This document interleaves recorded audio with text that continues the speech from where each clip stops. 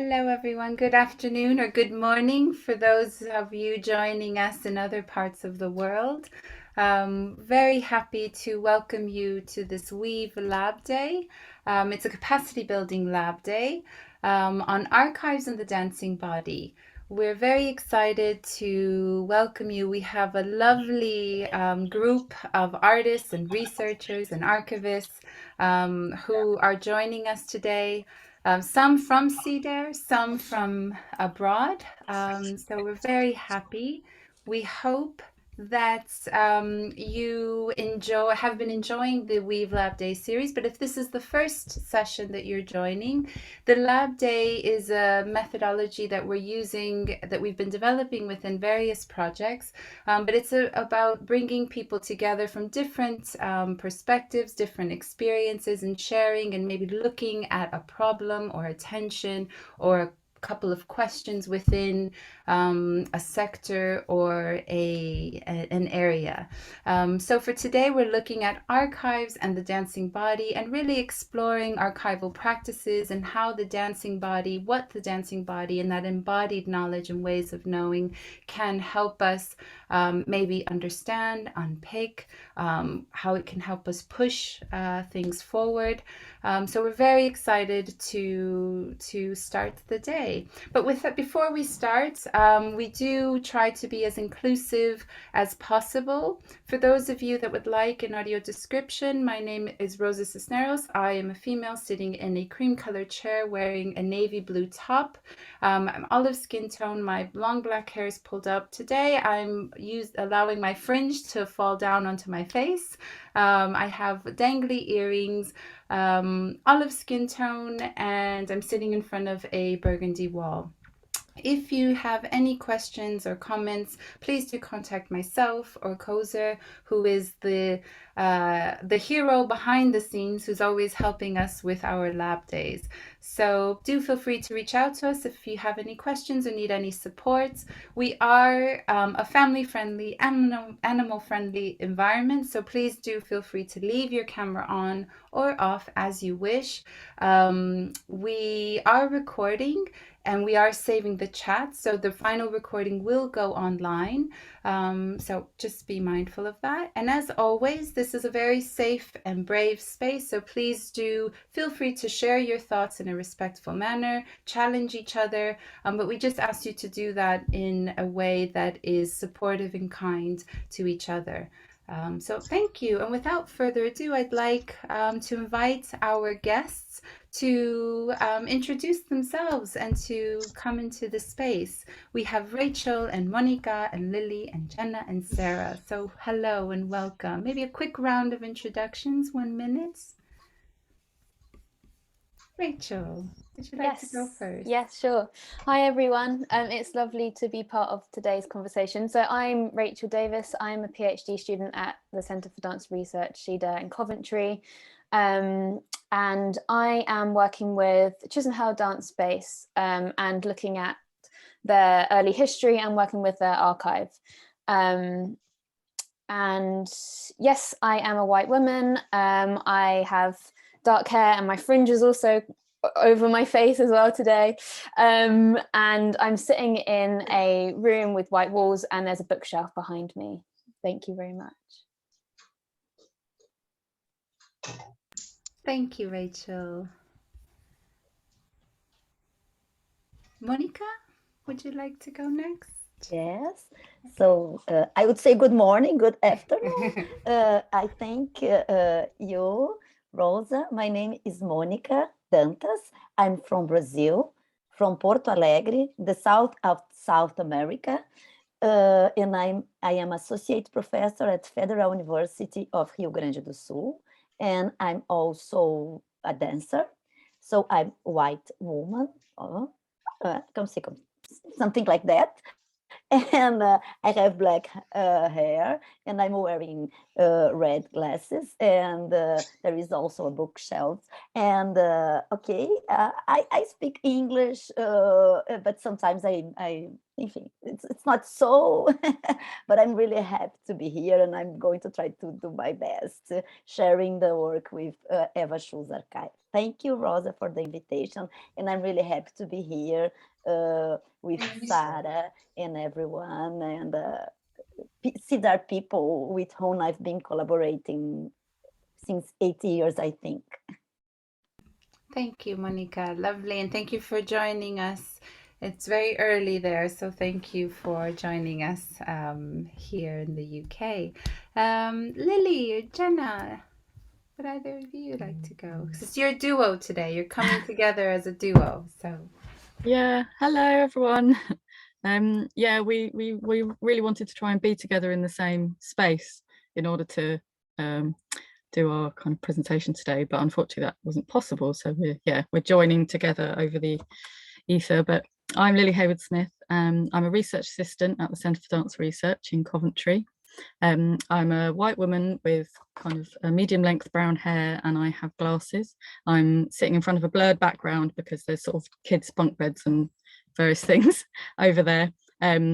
And someone's bringing my water, which is excellent. Yeah, and thank you so much for the invitation to share our work today. I'm normally sort of on the other side of these things, so I'm nervous but excited to be able to share some of my work today with my long-standing friend and colleague, Jenna. Cool. I'm Jenna Hubbard. I'm presenting today with Lily. I am a senior lecturer in dance at the Arts University in Bournemouth. So I'm down on the south coast. Yeah, Lily and I tried really hard to make our lives coordinate enough to be together today. So unfortunately that wasn't possible. I'm a white woman. I have dark hair that's shoulder length. I also have a fringe over my forehead. So that's the theme of today. I have white wardrobes behind me. I have a really exciting plant in the window over my right shoulder and blue curtains around me. Similarly, I'm thrilled to be part of today. So thank you very much for the invite, Rosa. thank you, Jenna. And last but certainly not least, Sarah. Thank you, Sarah. Rosa. Thank you. It's so nice to be here and great to see so many friends and colleagues here. I'm Sarah Watley, also from the Centre for Dance Research at Coventry University. I'm a older middle-aged woman. I'm never quite sure what to say there, but I'm getting on.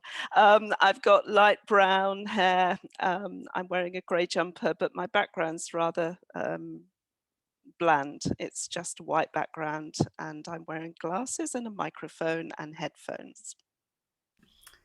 Thank you. And I see that people are using the chat. Yes, please do say hello. Let us know where you are, what your roles are. If any questions or comments, I will be monitoring the chat as well and bringing those into the conversation. We will have a space to reflect and discuss a lot of on what is discussed today. So that will happen a little bit later, but do feel free to still use the chat as you wish. So before we get into the actual offerings, we'll play a short video from our colleagues from KU Leuven, from Fred Troyen, that is helping us frame the capacity building LabDay. So Weave is an EU-funded project. We're coming to the very end of it in end of September. So we've had a series of LabDays looking at different strands within the project. We've been using the term cultural communities, but that means a lot of different things within the project. That in some instances means the Roma community. In other instances, we've been looking at the Portuguese folk dance community as well as the Catalan Casteller. So it's a real mix of looking at tangible and intangible cultural heritage.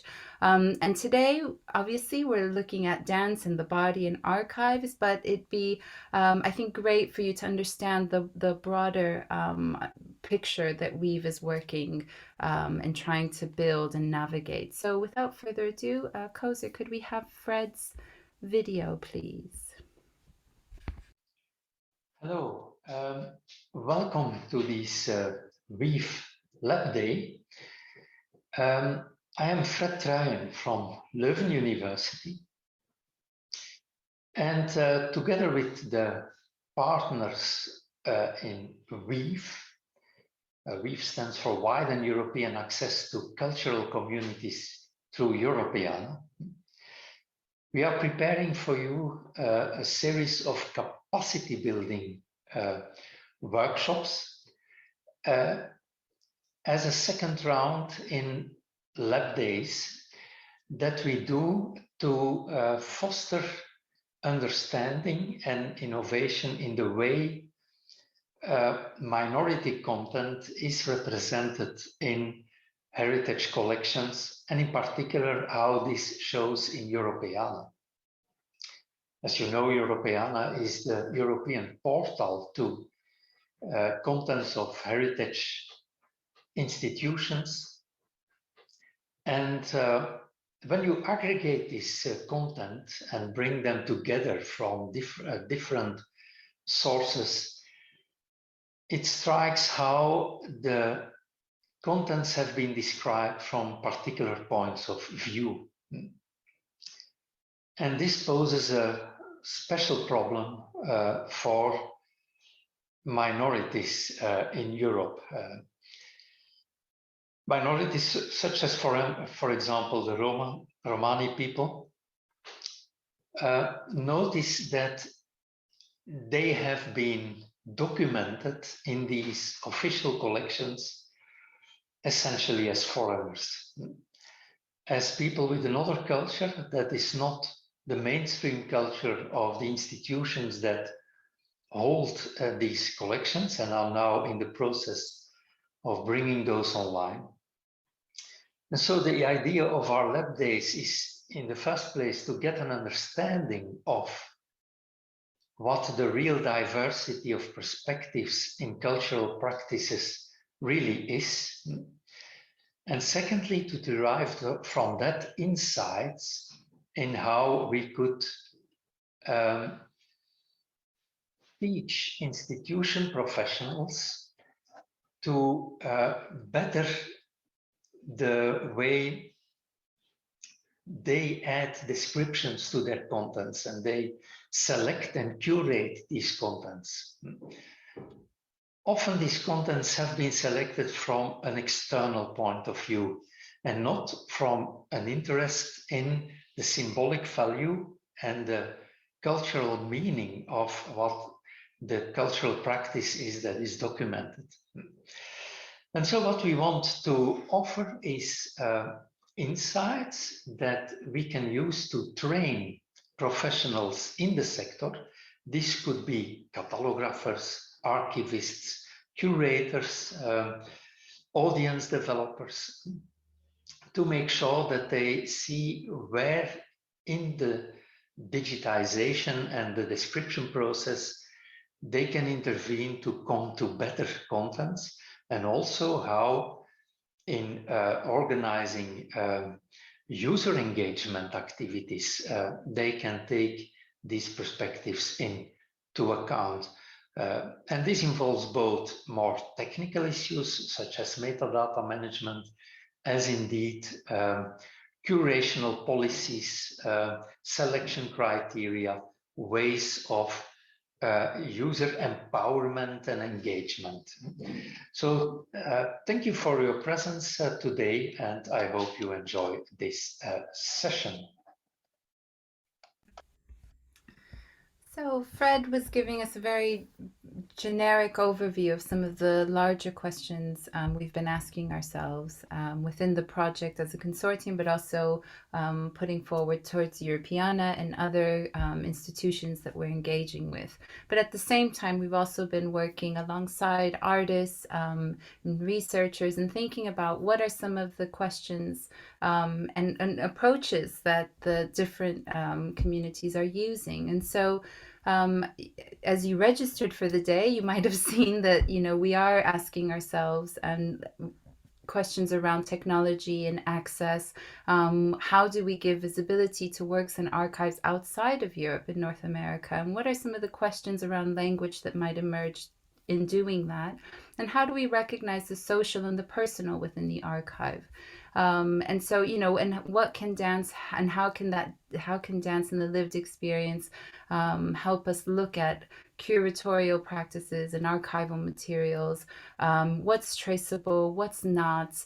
And so to do that, we have 4 archives today that we'll be looking at that have reflected on these questions in a number of different ways. So each of you will have about 10 to 12 minutes to present. You might see me say, okay, thank you. So yes, so let's begin. I think Rachel, you were first. Yes, so thank over to you. Thank you very much. I don't have a presentation today. I'm just going to be talking about some of the questions, I suppose, and ideas that have come out of my research, primarily with my current research, which is with Chisenhall's dance space. So as I mentioned, I'm a second year PhD student at CDARE. And in my previous research, I have been drawn to look at dance collectives and groups, and this includes the X6 collective cycles, and as I mentioned, in my current PhD research, Chisenhall dance space. So I'm approaching today's conversation of archives and the dancing body from the perspective of the collective dancing body. For me, what is interesting about the collective as opposed to the dance company is the potential in the group structure to provide support and context for individuals to develop their practice. And this may or may not mean making actual work together. The collective body is bound by a shared politic, philosophy, and/or aesthetic. Historically speaking, collectives across the arts have provided a structure in which to challenge cultural, political, or social hegemony, particularly in the face of oppression. So in my work with X6, Cycles, and Chisenhall, I've been working with their respective historic material. Although I should note here that whilst I often refer to this material as an archive, none of this material has been formally archived. In the case of X6 and Cycles, the material I was working with was sourced from personal archives of those involved. Chisenhall is slightly different because it's undergoing a process where it will eventually become an archive, and I'm working with that during the process. However, given the work that I'm referring to dates back to the mid-1970s, nearly 50 years ago, I think it's interesting that this material, material regarding the new dance period in Britain, which is a hugely important part of British dance history, the fact that that's currently not available in any of the major dance archives in the UK, raises some important questions about the structural limitations that pertain to archives, but particularly to dance archives. To varying degrees, some of the artists involved in these collectives do have their individual work archived, but no collective archives currently exist. And so I wonder if dance collectives in particular pose additional challenges within the archive. In the case of X6 and Chisenhall in particular, the context of the collective is really important to kind of understanding the work and also historically understanding where this work was coming from. So there is a question about how the collective can be archived or recognized as well as the individual work. There is an additional question here about what more can be done within existing historic material, archived or not, to promote accessibility and to continue challenging what it is that's being archived and how. So to go back to my own research, what I'm particularly interested in is the sociology of artistic production and how specifically the collective, in response to its political, cultural, or social environment, enables new work and ideas to be developed.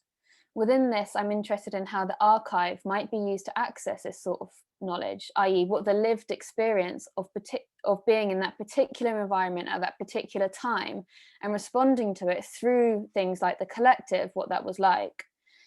The dance collective provides a window into this lived experience. And something I've been thinking about within this is Raymond Williams's concept of structure of feeling. And although it's quite a sort of ambiguous concept in some ways, I think it's quite useful when thinking about this. At the core of Williams's proposal, he suggests to analyze cultural forms, but specifically art, within the complex whole of society in order to gain an understanding of the felt sense of quality of life, rather than analyzing elements such as art forms in isolation in society. And in that case as well, you're kind of only analyzing those dominant forms that remain and are archived, so things get lost. when Williams is talking about the structural feeling, he's particularly interested in what he describes as the emergent forms, things that are coming out often in opposition to the dominant forms. Williams acknowledges that the structural feeling operates in a very delicate and maybe the least tangible parts of our social activity. And the challenges of capturing the structural feeling, I think, are shared with those faced in archiving and the preservation of collective activity, and also in dance, which are both embodied and ephemeral. For the work of X6 and new dance practitioners at Chisenhall, the collective is a contextual layer within the wider political, social and cultural environment in Britain during the 1970s and 80s. In both instances, the work, organisation and structure of the two collectives was underpinned by discourses of second wave feminism. Discussing the role of dance notation in choreographic documentation, Frederick Pouliard says that choreographic creation has never or very rarely happened on paper. It always passes through the actualizing bodies of its performers. He goes on to say that the work's identity thus seems to depend more on its material history of production and transmission than on any isolation of general features that could be represented through dance notation. So although here what's being spoken about is dance notation, I think his observation of dance's inherent relationship to its mode of production and transmission provides a really good argument for the importance of contextual information in the archive.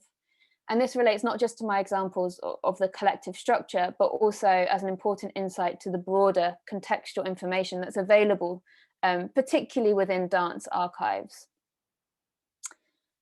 Of course, one way of broadening the historical context of dance archives is by including as much information as possible across as many formats as possible, in order to facilitate embodied and experiential knowledges.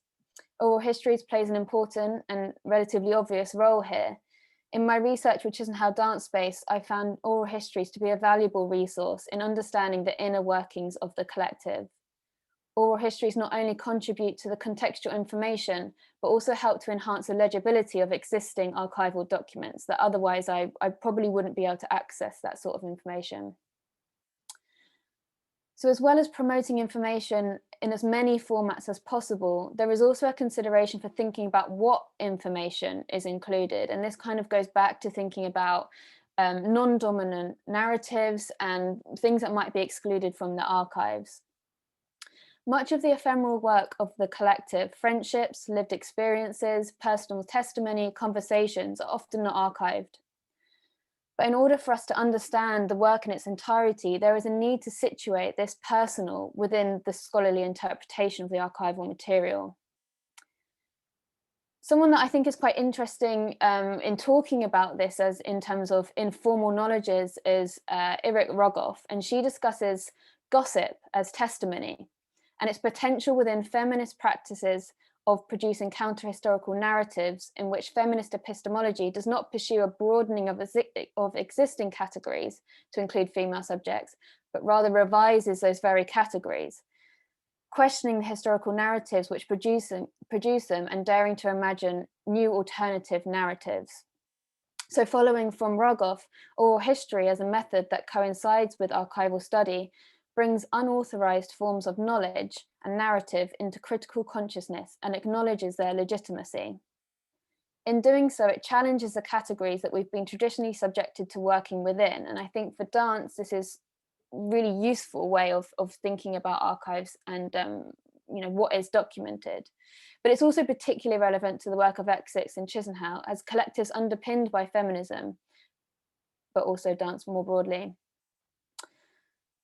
Given all of this, I think that the ephemeral nature of collective activity and the supposed difficulty in archiving it actually places the work in a position to positively challenge traditional modes of archiving and archival study. And I think the same can be said about dance. There is an opportunity within the field to rethink the archive because of the different qualities that it holds, maybe in comparison to documenting other forms of history. This is a sentiment explored by Timothy DeLay as he considers dance as a typically anarchival object, which resists easy encapsulation in traditional documentary forms. And thus this elusiveness could be one of its greatest strengths rather than weaknesses in remodeling the archive according to current needs. However, of course, one of the problems is that the embodied knowledge of oral histories relies on people with a direct relationship to the work, and accessing this valuable information requires them obviously to be alive and well.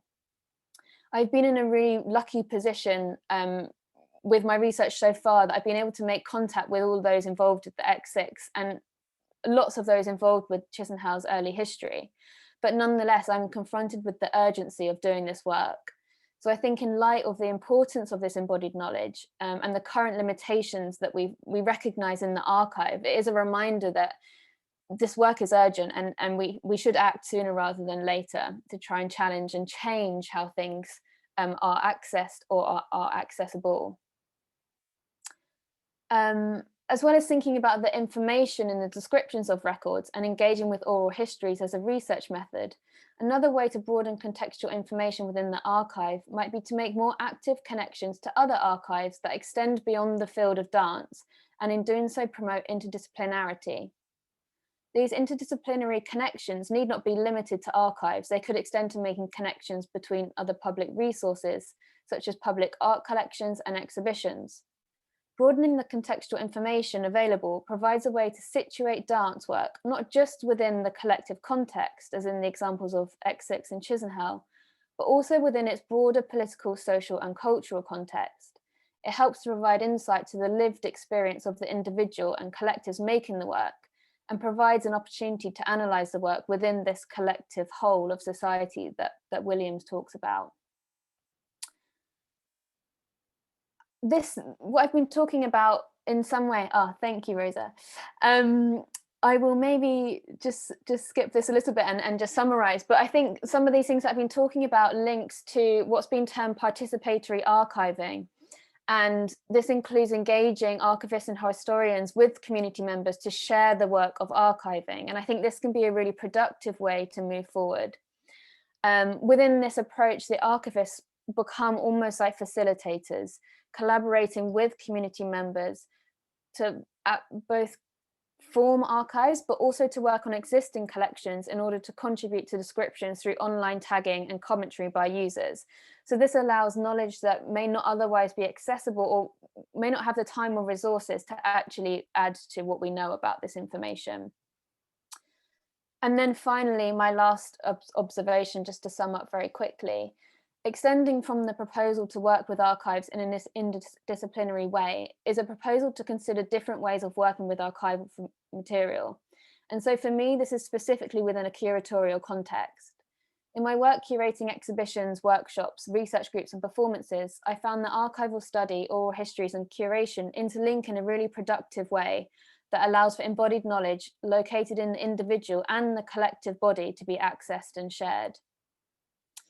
In the context of archival research, the curatorial embraces Chisenhall's collection of historical material as a site for discussion, collaboration, inquiry, and collaboration is really central to some of the things that I've been talking about. In curation, oral histories, and archival studies, there is the potential for new connections, relationships, and knowledges which create synergies with both the material and one another as processes to be formed. And as such, the research process itself begins to adopt performative qualities. And I'll stop there so as to not overrun. Thank you. Thank you, Rachel. Thank you. So much juiciness in there, and I think it sets the tone for the rest of the archives. So we'll swiftly move into Monica, who will discuss the Eva Schul archive. And one of the things you said, Rachel, around kind of the interdisciplinary way of working, but also the friendships and the way that material is located within the body and that embodied knowledge.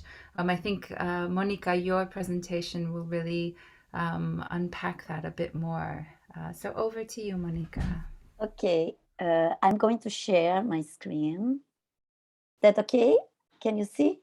Okay, so this is the Eva Schul archive. In Portuguese, it's called Carne Digital Arquivo Eva Schul. That means digital flash, the Eva Schul archive. I'm going to put time here for me. So Eva Schul is a pioneer in contemporary dance teaching in Brazil. She created more than 100 choreographies, She also disseminated dance practices based on improvisation and collective action, and she has been training artists of national and international projection. She's still alive and well and working and collaborating with us. So it is a digital dance archive about the life and work of Eva Schuh, consisting of texts, documents, photos, and videos provided at LUMI, Digital Repository of Federal University of Rio Grande do Sul. The videos are still hosted at YouTube platform, but we'll move them as soon as possible. The Eva Schuh archive was launched at August 2021, but it's still in progress. The archive also contains the idea of a library of digital movements developed through the digitization of movements from Eva Schuh technique using motion capture. I'm going to be quickly to show you how you work it with the digital repository of university, because I saw there are a lot of libraries here. So just to show a little bit, the archive is in Portuguese, but we have also English version. And so how we work it with photos. So here, okay. So here the organization of the archives follows some ideas about the Eva Schuh's choreography. So here we have how to catch an instant where we document the choreographies. And so we can go there, and when we open gallery, we see the gallery, and okay, takes a time. I just want to show you how we documentate the photos. So they are at this digital repository, and we made a big work about writing and creating metadata. And so this is so all the archive work and project is related to the Federal University of Rio Grande do Sul. So I'm going to continue. So in the current phase, there are 4. So the digital archive is organized in sections whose titles refer to Eva Schuh's choreographies, as I was saying to you. We have in the corner of time, we talk about Eva Schuh's biography, how to catch an instant, and we have also Anima Dance Company, that is the company created by Eva Schuh. Then we have how to catch an instant, where we documented the choreographies. And then we have Metamorphosis, where we talk about teaching and creation process. And then we have the Library of Digital Movements. In the current phase, there are 4 choreographies available, representing different moments in the choreographer's career. Berro Gaúcho, Caixa de Ilusões, Cat ou Como Segurar Instante, and Aquados, both created, all the choreographies created with Anima Companhia de Dança. Until the end of this year, we are planning the documentation of at least 10 more choreographies. And we hope the Digital Library of Movement will be developed in 2022. I'm going to try to answer some questions and make a reflection about that. So the development of the Digital Movement Library is one of the great challenges of the project, as it assumes the use of sophisticated technologies that are still incipient in Brazil. So we did some pilot projects. We have been working in partnership with Biodynamics Laboratory of the School of Physical Education, Physiotherapy and Dance at Federal University of Rio Grande do Sul, that has the motion capture systems Vicom Optical Passive. Taking our reality as reference, the mentioned system was only used for biomechanical analysis of a specific movement routines, and the equipment is located on a room with a forced platform and with reduced space to move. We also did some collaboration with Sidar and Dr. Karen Wood, collecting some data from Notch A when Dr. Karen Wood visited us at Federal University of Rio Grande do Sul. Why are we working with also documents, photographies, videos, and also trying to work with this kind of documentation? Because we are still looking for the ways of documenting embodied knowledge. So for us, working with mocap and all these technologies is another way to try to document embodied knowledge and all this richness, all this variety of techniques and body work developed by Eva Schuh. Well, the whole project has been developed with a small budget from CAPES Foundation. It's from Ministry of Education Brazil, that permits to engage undergraduate and PhD students to work on the archive. I highlight here the work of one of these students, Pedro Rocha, that created the website. The Eva Schuh Archive is part of we have a lot of we don't have a lot of money, but we collaborate and exchange with many people and many sectors of our university. One of them is the Center for Sports Memory that provided all this access to the LUMI, the digital repository from the university. And of course, this project is also part of a research project. And we've been recognized also from the dance community with many exchanges, and we won a prize given from to dance, to artists and to projects related to dance.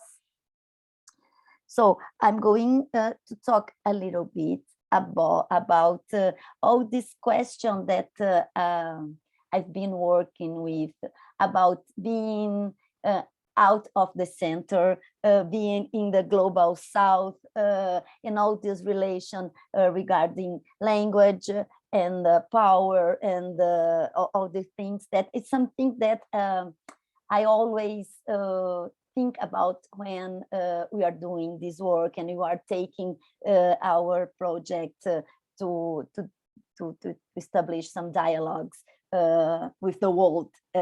It's our idea. It's being local, but also trying to be more and more in the world. And how do we deal with that? So we are working with this idea of crossing borders and interrogating geographies. So crossing borders is part of Eva Schuh's life. She was born in a post-war refugee camp in Europe, in Italy, and the family first went to Uruguay and then moved to Porto Alegre when Eva was 8 years old. So we have some.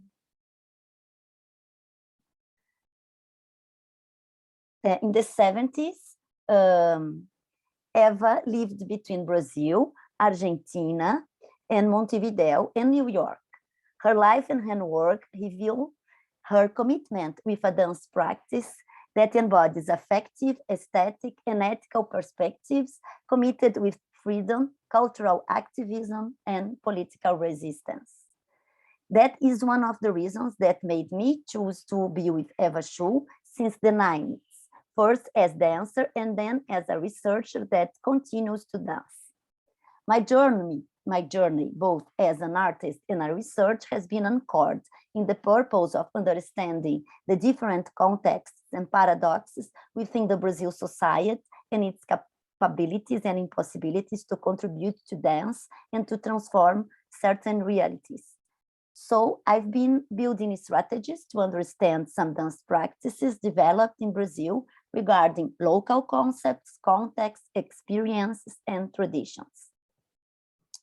While developing the Evashu Archive, I've been trying to position this project in this complex framework, and I've been asking, are we being colonized, trying to appropriate technologies and methodologies, maybe with poor results, and trying to insert the Evashu Archive in the dominant discourses about dance, bod, and technology? Or are we trying to decolonize and enable a kind of cross-cultural knowledge sharing, based on Evashu dance practice that has been developed in southern Brazil? I don't have the answer. Maybe this answer doesn't exist, and the question should be made every day. But I continue to argue that the elaboration of digital archives in dance must consider the contexts of globalization and the needs of products fabrication that meet the social and cultural demands of Brazil. In this sense, the development of the Evashu Archive should be an example of how Brazilian dance practitioners can appropriate technologies for their own benefits, contributing to the construction of memories of the Brazilian dance, and enabling the cross-cultural knowledge sharing, based on dance produced in southern Brazil. We assume that through documenting Evashu, and now we are developing a new project, and we are going to have our own mocap system because you are inserted in a big project led by Goldsmith University in UK that wants to build a network with people and dancers from not from North Global. So we are also started to document in this project Yara Deodoro choreographies, that is a choreographer coming from the Afro-Brazilian diaspora. So we are trying to open our possibilities of documenting not just contemporary, but contemporary and Afro-Brazilian dance. So we think that documenting these choreographers and their work will be able to share embodied experiences that defy Western dance and the dominant discourse about dance, bod, and technology, challenging the canon of dance practices that have typically engaged with digital work. We also intend with this project to increase the access to digital technologies by Brazilian dance artists, envisaging an opportunity to enhance activism and cultural expression in the digital world. Okay. So I hope you can discuss more. Thank you. I'm going to just close here. Thank you, Monica. Thank you so much. I love this idea of kind of the local, but also thinking about the global and how Evashu's navigated these various areas, countries, geographies, and also the work that you're doing using technology and motion capture to help look at some of that work, a body of work, because I know that the archive is quite has a lot of material, and you've also been part of the Cedar Invite series where you really kind of talk about the different aspects of the archive, and I've put that link into the chat so that people can watch that if they want to learn more about the archive and really understand how you've built it, and what that work really looked like. So that's in the chat for people. So very swiftly now moving over to our duo for the day, who are also friends and colleagues and have been curating a number of different events, working with archives in a number of different spaces, both indoor and outdoor spaces. So over to Lily and Jenna. Thanks, Rosa. I'm just going to take a quick share screen and then Lily's going to get started. Yes. I see that we are using the chat. We have, as Monica said, that we have librarians in the space. We also have different people from the London Studio Centre. Thank you. We have managers, from archive management. So a nice mix. So please do feel free to offer any thoughts and questions that are emerging for you as the presenters share their archives with you. So over to you, Lily and Jenna. Thank you, Rosa, and thank you, Rachel and Monica, for your presentations. There's lots of new things kind of bubbling in, and I could see Jenna's brain working as well, and we'll have lots more to discuss after this. So what we're sharing with you today is a project that Jenna and I did in 2016, which was the Summer Dancing Archive project. I'm just going to do a very brief sort of history of what summer dancing is, and then yeah, over to Jenna. But Jenna is doing the presentation and we're kind of talking separately, so forgive us if there's a little bit of clunkiness in that. So the Summer Dancing Festival began in Coventry in June 2007. Jenna and I were studying for our BA in dance at Coventry University at the time. The festival was founded by Katie Coe, who was a dance lecturer at Coventry at the time as well. And the festival was a gathering of local, national, international dance and visual artists, bringing workshops, performances and installations to Coventry. There was also an artist residency that was attached to this and a graduate platform. So Jenna and I started at the festival helping out as student helpers, doing general tasks to support the running of the 3-day event. It ran yearly until June 2010. And then over the time, the festival became an 8-day event. It became a full-on year-long process to organise this. So we decided to take it to a biennial event every other year, and the collective that were working on the festival, so myself, Jenna, Katie Coe and Amy Voris, another colleague, we developed the organisation Decoder to continue running the festival and other sort of similar events across the year.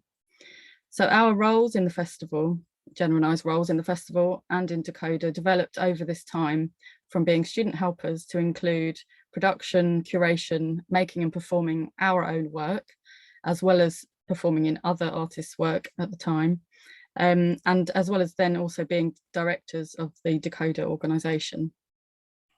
It was decided in 2016 that that would be the final Summer Dancing Festival, and we were invited, Jenna and I, to contribute something.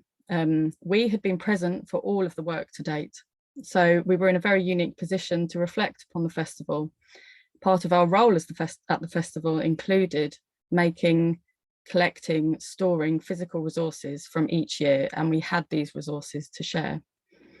And our aim with this project was, in simple terms, to honour the festival, remember it, and all of the artists that were involved. Over to you, Jenna. Thanks, Lil. So a little bit about our process. So we started collaborating together as students in a variety of different projects. And then as artists, we developed a process of working together, which included using improvised scores focused around memory, objects, voice, and our shared experiences as friends, colleagues, and collaborators. This long collaboration has actually been documented in a film for the Dancing Bodies in Coventry project, which was led by Rosa and Marie-Louise Crawley.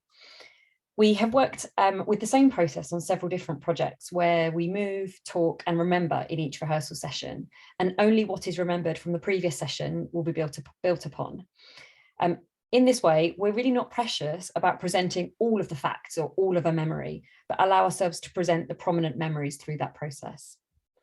It felt very natural to use this memory process in the archive project, rather than worrying about presenting every single fact, every single truth about the festivals, we allowed the personal and the anecdotal to come to the fore.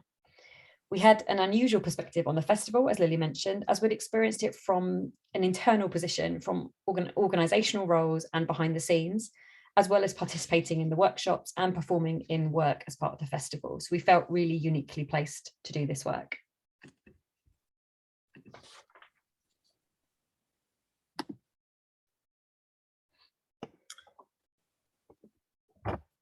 I can't see the next slide, Jenna. Ah, can everybody see that? I can see our process slide. I can't see the starting places slide. Seconds, let me just re-share. Okay. Sorry, everybody. So I'll just continue talking and get the next screen up.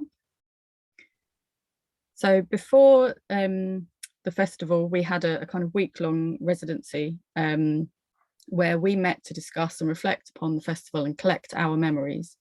We shared with each other what works or performances were most prominent in our minds, and we approached the artists of these for permission to explore and recreate or reinterpret their work that was commissioned, that they were commissioned to bring to the festival. So their work and also their creative processes that they were engaged in at the time and also shared with us. You should be able to see the video moving now of us in the space that we used. So we spent the week leading up to the festival in this large blank studio space, which was in the main building of the festival, the Ellen Terry building in Coventry. Many previous summer dancing and decoder workshops had previously taken place in this space. We began by working with physical items in the summer dancing, which is archive, which is literally a box. I might show you a picture of it at some point, which allowed us to create a timeline, and we created a timeline of events and artifacts using the materials that we'd sort of saved, and some of which you can see. The physical materials we have were mostly printed welcome packs, signage, maps, schedules, marketing materials for the festival.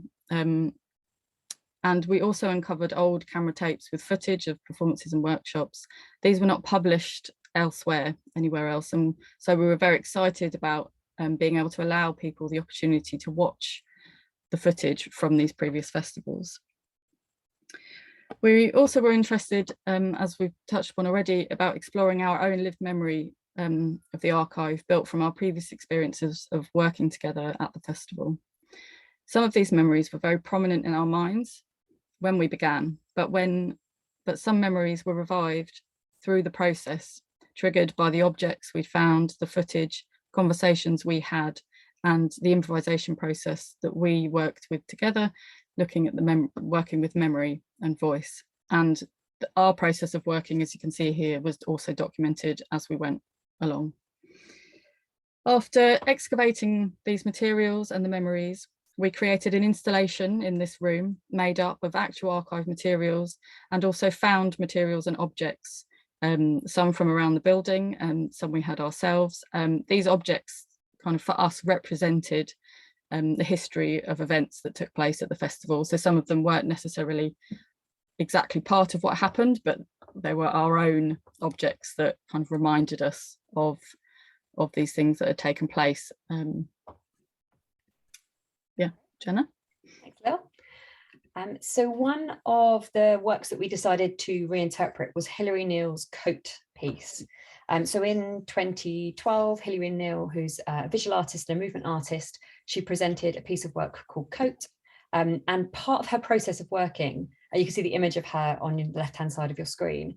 Hilary would wear this long coat, and she was staying in Kenilworth, which is just outside of Coventry.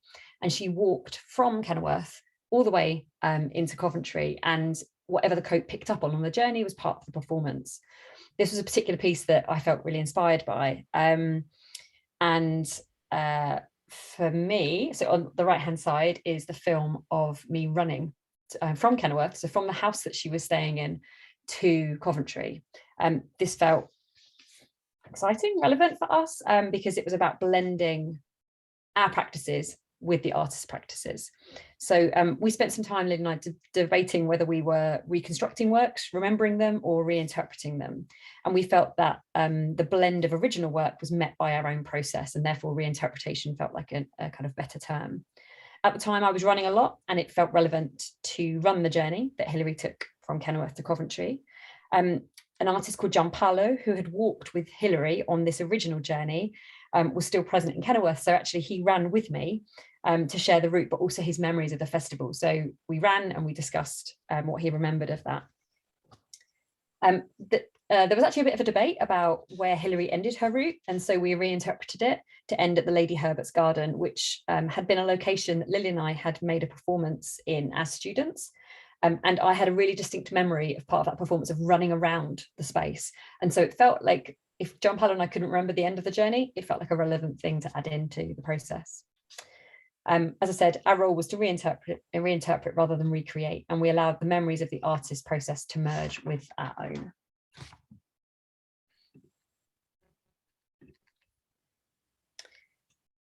We knew that the sorting of the physical archive, that we had a lot of paperwork from the festival. And so we wanted to work all of this paperwork into the performance and the archive space.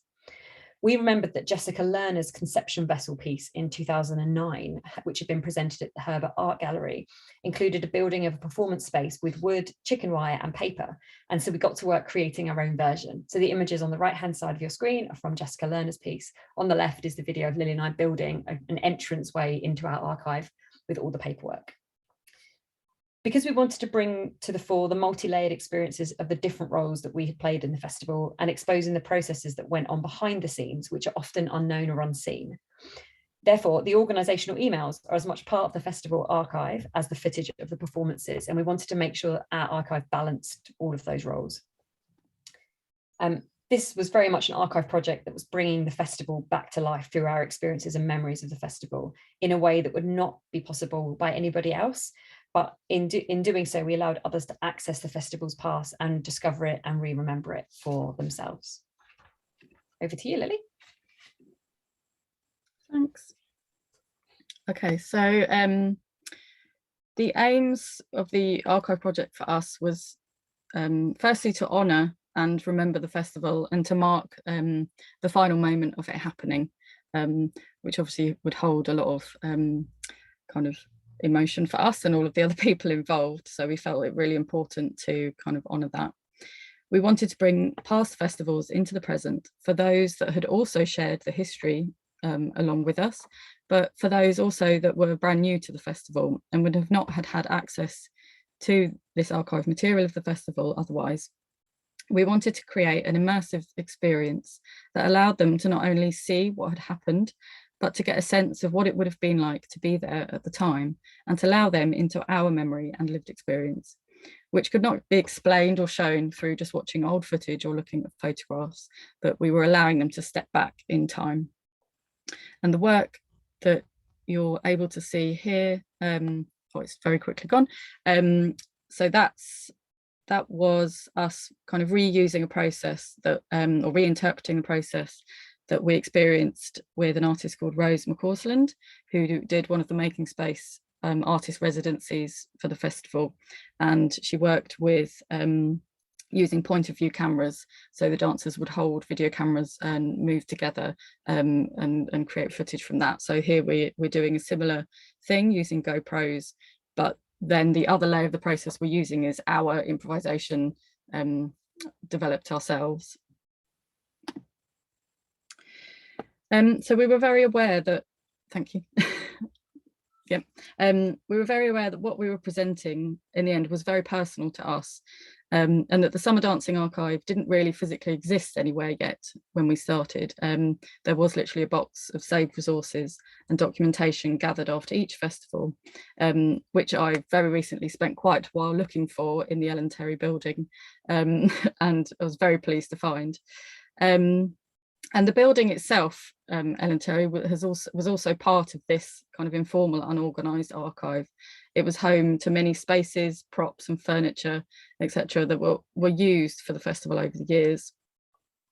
And we didn't go into this project thinking that we would present the absolute truth of summer dancing. It was a very subjective project, possibly unlike how other archives may be put together and presented, although hearing kind of Rachel talk about the Chisenhall archive, there's a lot of kind of reflection there for us, I think, about how the kind of context and the personal is as much important as the kind of actual physical documentation.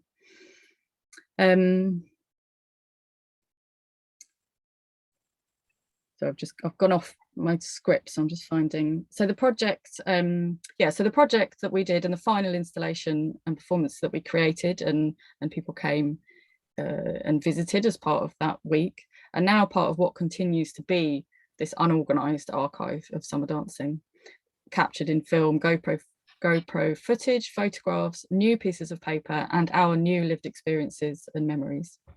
And just want to say that the work that you're seeing now was us exploring paper portraits, which was a work first created by Florence Pique, an artist that we worked with a lot throughout many of the different festivals. So we were exploring that process of creating our own portraits using the paper that you saw there and charcoal, and then continuing to improvise from there. Okay, I'm going to whiz through this a little bit. So throughout the residency, we actually physically built the exhibition in which to present the archive, which doubled up as a performance space. One of the things we created was this cabinet of miniature artifacts, with each item representing a performance, a workshop, a residency, or a memory of something organizational in the festival. So lots of different snapshots. Some of these objects are real objects that were part of the project, and some of them are representations of things, just to sort of mark as many of the pieces as we could. We also presented a range of other real and replica items in the archive. So for example, Florence Pique, as Lily mentioned, as an artist we worked with a lot, she had a performance called Valediction, where she drew images of moths as part of it. One of the images was saved and it became part of the archive. So we framed that, but we allowed our audience to make their own versions of that same image. So through this project, we understand that the archive is not one thing. It may have a tangible existence in a particular form, such as online or in boxes, but the memories or the lack of them means that each person will discover the archive in their own way. The Summer Dancing Archive project installation transcended language through its use of multimedia and interdisciplinary way of presenting our findings, but it was also really alive in that people came in, they tried on costumes, they sat and they curated their own viewing of footage. They looked at the programs, they participated in the performance of the archive. So people were able to step into the world of summer dancing and get a glimpse of the moment of the past, albeit channeled through our memories and creative process. So our archive residency ended in a public performance and sharing, where we invited people to come and look at the artifacts to be part of the performance. We actually started with a fake volunteer briefing, as that had been a massive part of our festival experience as both volunteers to begin and also later as organizational leads. We gave out copies of some of the physical resources, such as signs and welcome packs, for people to take away with them so that people could take something of the archive away, which I guess is quite unusual for an archive project. Lily and I then performed an improvisation score where the audience contributed their memories of the festival and we moved and talked with one another. We found through this project that it was possible to create an immersive archive, like stepping into a museum where the audience can place themselves in the archive and contribute to it. Our archive included conversations with each other and the audience, and we wondered how many archives allow conversations to be recorded and added to them so that the archive continues to build itself. We set about in this project to answer some of the questions about the place of memory in an archive. We wanted to establish whether archives could hold memories, past experiences, and new ones all simultaneously. It felt important for both of us to play with the slippage between memory as a recollection of the past and an immersive nature of our archive as a space to create something new. Our process had always been about creating new things from the memories, and therefore does the Summer Dancing Archive also become part of the archive? So does our project now become part of the archive itself? The whole project was in a way of us saying goodbye to the Summer Dancing Festival, and we also allowed people to come and look and experience the work for themselves, albeit through our subjective lens. Thank you, Jenna. Thank you. I think it's a lovely place to stop, this idea of next steps.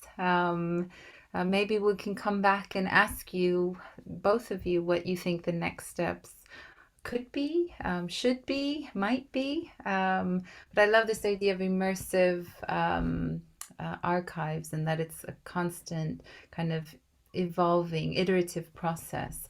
And I think Sarah will round out the day with looking at archives and kind of take us full circle into different ways of how archives can kind of come and go and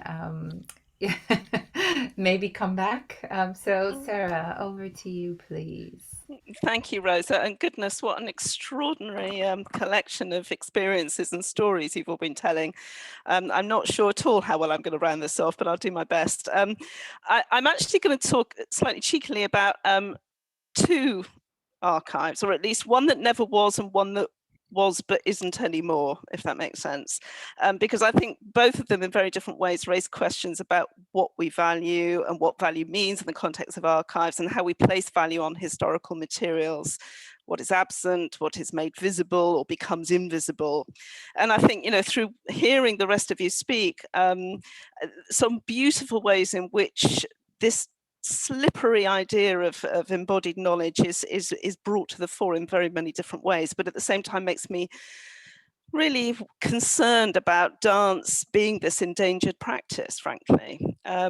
So just briefly about the one that never was but could be, and I'm still hoping at some point might be, because there are plenty of material remains or leftovers waiting to be archived, but no formal archival records. And although I was absolutely fascinated, Jenna and Lily, because I saw in one of your glimpses some of the material leftovers from a series of festivals that I ran in the 1980s and 90s, so don't do the maths, but that ages me, that we call the New Dance Festivals, which ran in Coventry for a decade and picked up the momentum very much from the Dartington dance festivals from the 70s and 80s. And it was a festival that brought together independent dancers to Coventry every year for workshops and performances and so on.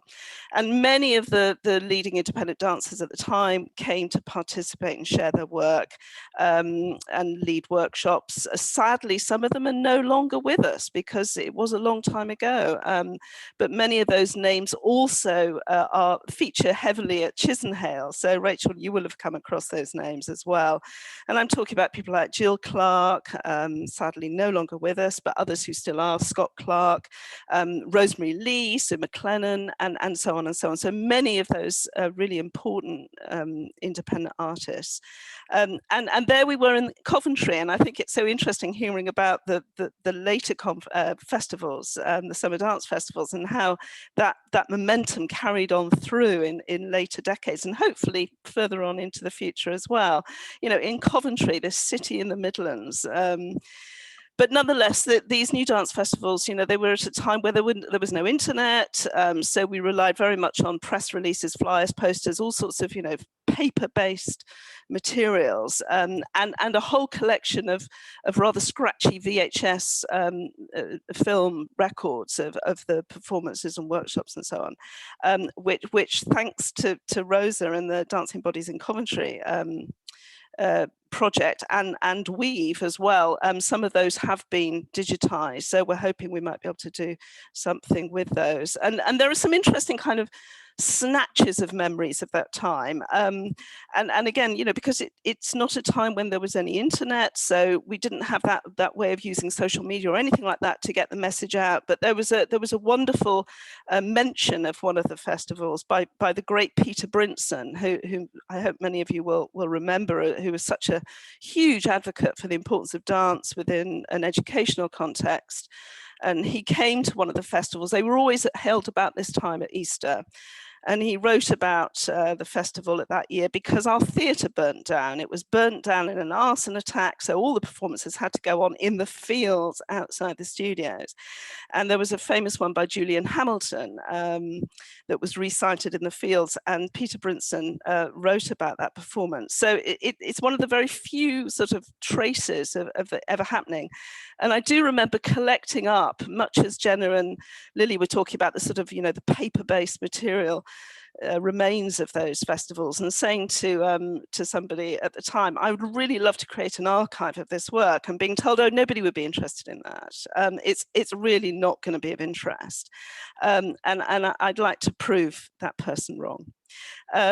So and maybe, that as Rachel was saying, these documents are memories, are traces of important cultural events, and shine a light on our cultural landscape at the time, but they're also important social documents, and they say so much about the social time as well as the cultural landscape. So I think that these things do serve a very great purpose. And the other example I just want to talk about, and I'm sure it's very familiar to many of you, but again, it gives a different picture on the archive, or the nature of an archive, which is the Siobhan Davis Replay Archive, which I started work on in 2006, very generously funded by the Arts Humanities Research Council at the time, to create a digital archive of a choreographer, Siobhan Davis. So interesting what Rachel was talking about in terms of the collective, because this was an archive of a single choreographer, but nonetheless somebody who is still very committed to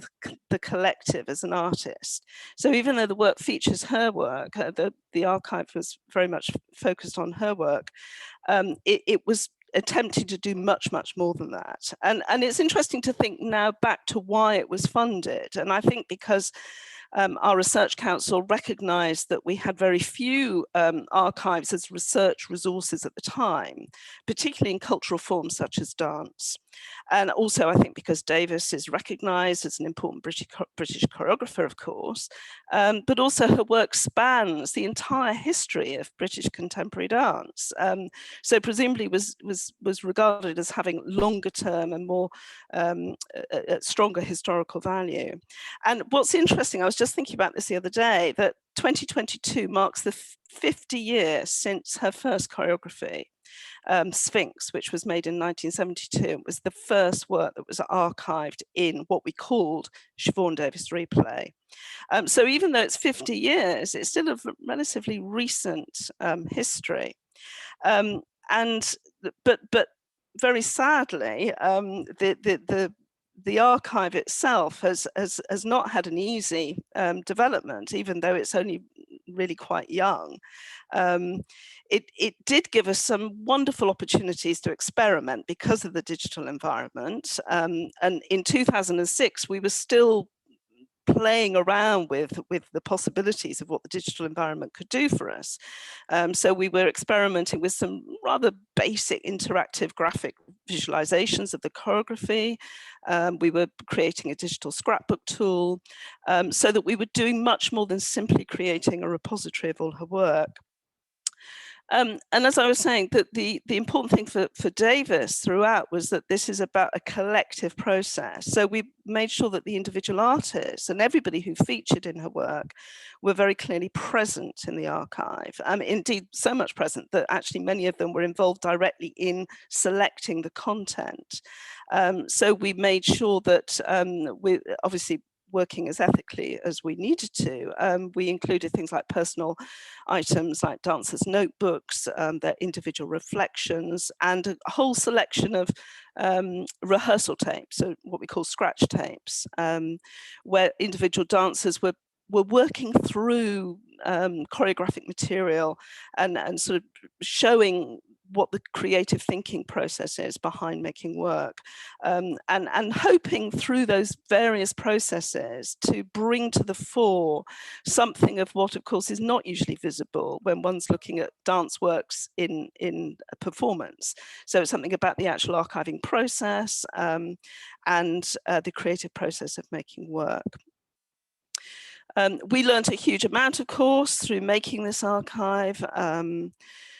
What licenses, what sort of licenses we need to put in place to ensure that we could release the content to the public, what appropriate metadata schemas might be for dance content, and much more. But we also learned that, of course, creating and maintaining an archive costs a lot of money.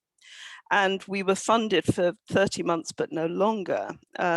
So whilst, of course, physical archives require an important infrastructure and the expertise to conserve and curate the content and so on, digital archives are nonetheless dependent on software, server costs, and all those other kinds of costs that mount up year after year. And after 5 years, the software that we built it on was unsupportable, so we had to migrate the archive to a new platform. But last year, and only 12 years after its launch, we ran out of money. There was no more funding to sustain the archive, so it is now no more. And I'm deeply sad about that, as you might imagine, and so is Siobhan Davis. The content is safe, I should say, because we were able to sort of keep the content safe, but it isn't accessible anymore. And it's so interesting to hear about Monica's wonderful project with Eva Schull, and sort of thinking this is at the beginning, you know, near the beginning of something which is likely to have a much longer life, I hope. But sadly, for the Siobhan Davis Replay Archive, it had a very short life, and it does show that there is an inherent vulnerability in these archives.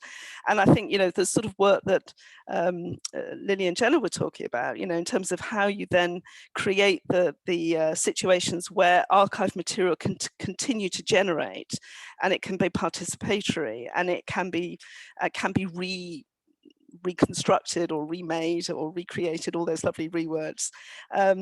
But it does show just how endangered our dance content is. And it does make me reflect a little bit on whether or not, having had a digital archive for all this time, and it going, you know, have we actually made this material even more absent somehow, that it had a life in its particular form and now it's gone. I think the only thing that I can take some solace from is that Siobhan Davis, of course, is still very much alive, very much making work, and contrary to perhaps, you know, traditional notions of archives, that these are about, you know, past events, past practices, past cultural forms. I think all of us are talking about work that is still, at least in the recent history, Rachel's perhaps a little bit different, but nonetheless, and Rachel, you know, we might have time to hear about that, did do a reconstruction of some of that cycles work, so it's still very much in the present. And Siobhan Davis is doing the same. She's using that archival content as source material to make new work, not in any kind of reconstruction way, but as source material. She uses the wonderful word compost, and I love that idea that the archive becomes compost. So her various kind of archival projects have definitely kind of played homage in a way to her past, her choreographic history, but also the notion of archive as a cultural form and a cultural practice in order to create new works. And so in a sense, the archive lives on and on in her new work, but it's still a great sadness for me. So I do have to say, you know, rest in peace, Siobhan Davis Replay, but the content, I hope, will continue to thrive, survive, and who knows, maybe I'm going to be able to make a new archive of those new dance festivals from the 1980s and 90s. Thank you. Yes, thank you, Sarah. Thank you so much. Well, I think there's a lot to say, and also I love this idea of the compost, and that, you know, it just kind of keeps feeding itself, and it gives life to something new and something we might not even know that is possible. And so I think, you know, that came through in a number of different ways from each of the presentations and archives, that, you know, there are different ways that the tangible and intangible intersect. You know, Rachel, you were talking about the notation, but it still somehow goes through the body and that vessel, you know, and how that then sits in the archive, and, you know, these ideas of source material. And you know, Jenna and Lily, it was really beautiful to see you guys kind of making and moving with the charcoal, and then somehow, you know, it was beautiful, and then you kind of rolled it up, and for me it was like, you know, but that's part of the process as well. And you know, Monica, with the archive, it feels like you're on this new modern way of thinking about archives, looking at 3D and dance in the body, and how, you know, kind of this global framework for work that did, you know, cross so many boundaries in so many different ways, that still she's still making work. So again, there feels like there's a lot there that supports each other, even though they're still so removed from each other in a way, but there's still so much that they can. I think it shows that dance really does have a powerful space when we look at archives and language and legacies, but also and what we value and how we can move forward, and what's challenged. And so I open this up to everyone for questions, comments. You can ask each other questions. I don't want to take I can talk, so I will be quiet. Yes, any questions? Feel free to use your hands, use the chats, use your real hand. Yes, Rachel.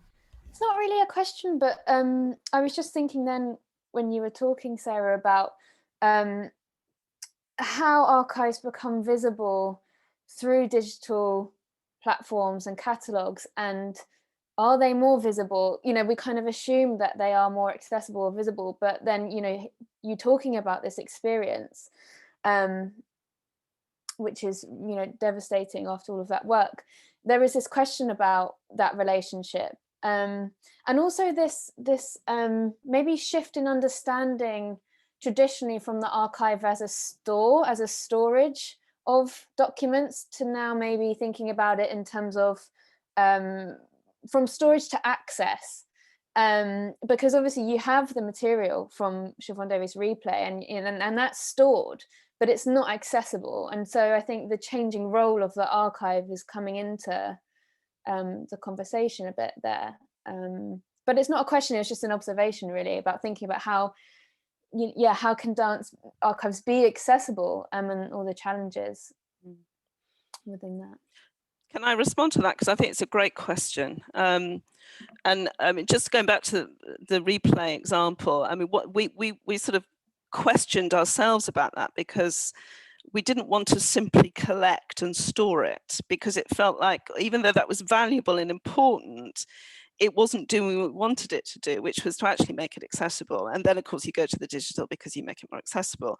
But in a way we sort of shot ourselves in the foot, because, you know, yes, it was for a few precious years, but now it's not really catalogued. It's not really, you know, it's sort of, it's in boxes. Jenna will know this because Jenna helped me pack it up a bit a few years ago, and of course that it's so important that we have archives that do the work of the conservation and the storage, but it's always getting that balance, isn't it? And how, you know, and we've all probably had that experience, which I love. We can't do it at the moment, of course, but at the Victoria and Albert Museum, and going into the collection rooms, and the sort of the ritual of arriving, and the pencil and the gloves and the, you know, and it's such a sort of revered and sacred environment, which I totally respect, but one couldn't get up and perform it in there. You know, Jenna and Lily couldn't do that, you know, their scrumpling up and their, you know, they couldn't sort of embody, they couldn't make a mess of that content and turn it into something else.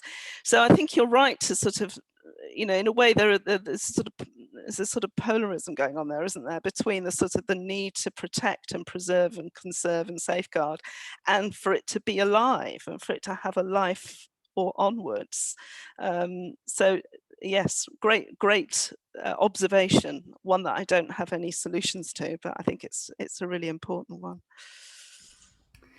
We have a question from Sally. It says, thank you all for sharing these wonderful projects. Thinking about value, would you say new methods of evaluation were developed for projects in contrast to more traditional archival projects such as an oral history?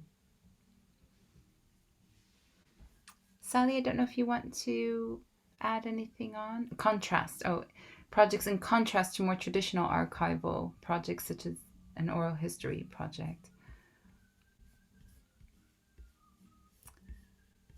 Mariana, did you want to respond to Sally? Yes. Okay. Yes. Hello, from me too. Yes. It's really very valuable. All the presentations were incredible. I feel very happy for all this sharing, because I'm actually I'm a contemporary dancer and teacher, and I'm from Greece, and I'm also I am a first year PhD student, and my research is basically on document and archive contemporary dance transmission and teaching as an oral tradition. So I'm actually trying to find ways to archive something that is oral, something that is ephemeral, something that does not have a bibliography of how to teach contemporary dance in 2022. So I don't think I have a concrete answer, but I feel that while developing and trying to actually searching for human elements that will make a living archive. Actually, I feel that archiving and documents are a little bit elusive and a little bit strong words about something that is in an ongoing situation. I feel that there are living organisms, that they're changing and having this evolution over and over every day, every single time. So yeah, I don't think I answered. It's just something that connecting with everything. Also, the teaching archive from Monica, is that right? And yeah, the history also that I'm also trying to find a history line, a genealogy in movement and what we are teaching through years. But again, I think I can only take it as a reference because it's something that is ongoing. But thank you all. That was amazing. Thank you, Mariana. Monica, and then Colleen. Okay. So when before developing Evashu Archive, I took a look. I started to study some digital archives that we have in Brazil, and all of them they have kind of podcasts, and so it's a kind of marriage with procedures and methodologies from oral history, for example, and we also, with the Evashu archives, it's not just, we are not just collecting, let's say, and documenting, but we are also producing materials, still producing with her, because I studied also Siobhan Dave's replay, but Eva, she doesn't have all her career so well documented, not too many videos. So we are always all producing material together to be in the archive. I think I always see all this as we are always doing the digital and going to the live. When we launched the project, we did an open class, a workshop. There was 100 dancers just to do classes with Evashu before pandemics. So we are the project started with it's the opposite from Lily and Gina. We started in 2010 doing recreation of Evashu's choreographies. So for me, it always is going and coming back to the live body, to the dancing body, and I think it's the way to keep alive in, as Sarah says, a generative archive. Set. Thank you, Monica. Thank you. Colleen, I'm aware of the time, so if people do need to zip off, please. But Colleen, you've had your hand up, so please, Colleen. Just to say thank you very much. I'm sorry I was at physiotherapy, so I was late. But all of the kind of creative solutions that people have come up with are fascinating to me, and I've just been really involved recently with Contact Quarterly and the office closing, and Nancy Stark-Smith dying, and she had an incredible personal archive which is boxed up and will be sent to the Lincoln Center Public Library, but that is funded by Jerome Robbins. I think the rights to West Side Story are one of his musicals, so like that's something that even though it's at a public library, which makes it accessible, the funding for that particular project comes from, you know, a dance artist who, you know, signed off the rights for, you know, one of his commercial successes. And I think I just really like feel for Sarah with the archive, that archive was amazing. And I don't know, I'm just like thinking, I know we have to stop, but I don't know what the answer is. And then knowing that there are these, I also like, there's something about dance, because it's a relational practice, and the notebooks that choreographers make and all the things that generate not the final product is fascinating. So, you know, not just the digital recording of the thing, but like, you know, I, there's something about being able to touch the objects too that's important. It's just that it's so expensive to maintain them, and then the accessibility thing is a huge question, because every single dance artist I know does have boxes and boxes of notebooks and photographs, and they're incredible, like, to see that thinking that happens. And I don't know if there's a way that's valued. You know, it's just expensive, you know, and the resources to do that, whether it's digitized or combination. I don't know, but I think they're really valuable things, like Sarah said, as cultural, mapping a time in our history. And I'm just really excited to keep talking about it and finding creative solutions. And also that idea that you can create new things from the materials that exist, because they can still generate, the ideas are still generative. So I'm just really appreciative of all your work, and happy to keep talking about this. And I just also to mention to the person who just spoke, Mariana, I don't know if you know about LabDay. I'll just email it to you. It's a project also that had funding temporarily, which then they keep creatively finding new ways to reframe it, so they keep getting the funding. But that's an archive of contemporary dance teachers of their own. So you might have a look at that for your research. Thank you very much. Thank you. I think we all love dance and want it to continue to grow and transform society in a number of different ways. We all know the potential that dance has, so we just have to keep kind of knocking on doors and asking people, and also just, you know, staking a claim that dance has a real potential. And I think, you know, these spaces and projects like Weave and others that have been mentioned today are all kind of chiseling away at that, because it is important, I think, and it is about values and challenging those capitalist structures that we all are functioning in some way or another. So thank you to everyone. I'm very grateful. Please do follow us on our Weave newsletter. There's a Padlet that you'd be welcome to share your thoughts. We'll circulate that link. But in the meantime, I would say thank you for joining us. Have a lovely day. And as always, we have an outro with music for each lab day. So Kozer, if we could have that music, please.